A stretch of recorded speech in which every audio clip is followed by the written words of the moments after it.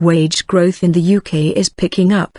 Figures from the Office for National Statistics, ONS, indicate in the August to October period, average earnings excluding bonuses were up 1.6% from a year earlier. Including bonuses, earnings rose by 1.4%. It is the first time for 6 years that both measures of earnings growth have been above the inflation rate. Meanwhile, the number of people unemployed in the quarter fell by 63,000 to 1.96 million. The fall was the slowest quarterly fall for a year, leading some analysts to speculate that the rate of improvement may have peaked. The jobless rate was 6%, matching its lowest level in 6 years. The ONS figures also showed that there were 30.80 million people in work in the 3-month period, 115,000 more than for the May to July period, driven by more people in full-time work.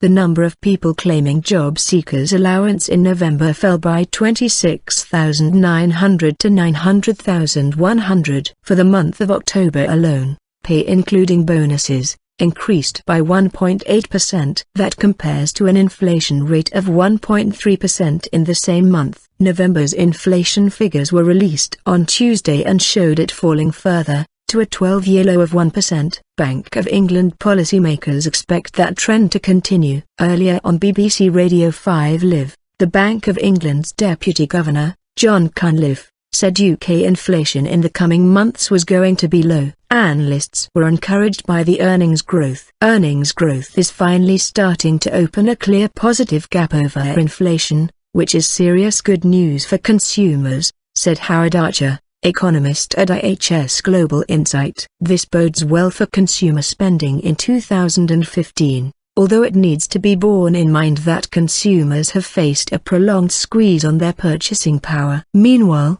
the labor market is still seeing decent improvement, although the underlying rate of improvement is showing signs of moderation, he added. However, TUC General Secretary Francis O'Grady said the figures showed some long overdue improvements, but at this rate it will take over a decade to recover the real value of people's earnings. In a tweet, Prime Minister David Cameron said, "Employment is at a record high and average earnings are rising faster than inflation. More to do, but our long-term economic plan is working.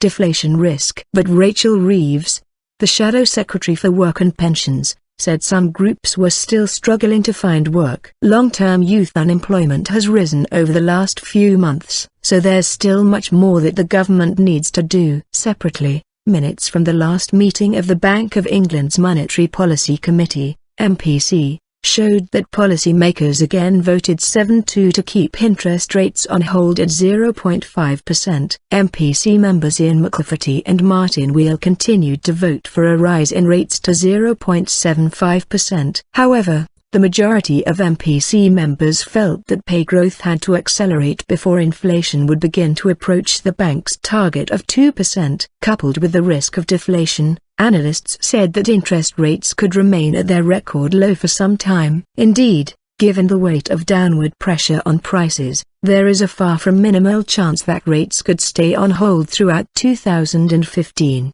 said Martin Begg, senior economic advisor to the Item Club.